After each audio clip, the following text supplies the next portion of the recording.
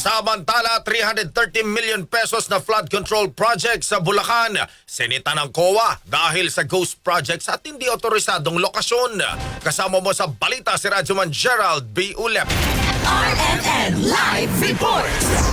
Maabot sa mahigit 330 million pesos na flood control project sa Bulacan ang iniimbestigahan na ngayon matapos sa naghain ang Commission on Audit o COA ng 4 na fraud audit reports o FARs sa Independent Commission for Infrastructure o ICI kaugnay ng umaring ghost projects at illegal na paglilipat ng lokasyon ng mga proyekto. Ayon sa COA, ang mga proyekto ay pinatupad ng DPWH Bulacan 1st District Engineering Office at ini-award naman sa Wawaw Builders. Sa investigasyon ng Special Audit Team ng COA, lumalabas na may mga proyektong umarong walang naitayo, may inilipat sa ibang lugar ng walang pahintulot at may ulat ng 100% completion kahit walang aktual na istruktura.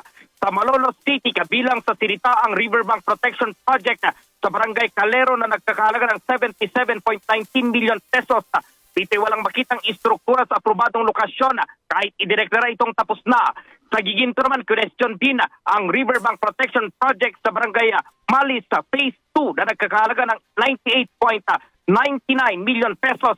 Lumalabas sa special audit na itinayo ito sa ibang bahagi ng ilog, aliwas sa plano at maya, ron pang bitaka at kakulangan sa dokumento.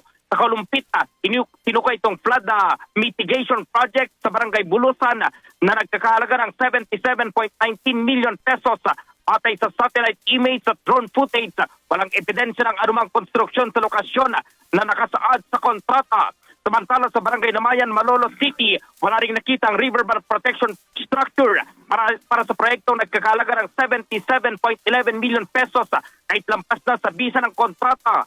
Ito ay itinuturong pader ng DPWH ay nasa ibang lugar at walang dokumentong nagpapatunay na otorisado ang relokasyon. Kabilang naman sa mga pinangalan ng tawid sa mga ulat sina Engineer Henry Alcantara, Engineer Bryce Erickson Hernandez, Ernesto Sigalang at iba pang mga respondent.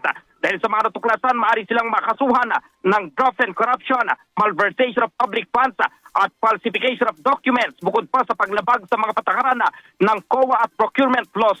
Ang FARs ay bahagi ng direktiba ni COA Chairperson Gamaliel Cordoba at tugon sa panawagan ni Pangulong Ferdinand Marcos Jr. na tutukan ng umuroy at iwalian sa flood control projects. Kasama mo sa DZXL RMN Manila, Radyoman Gerald B. Ulep, Tataka, RMN.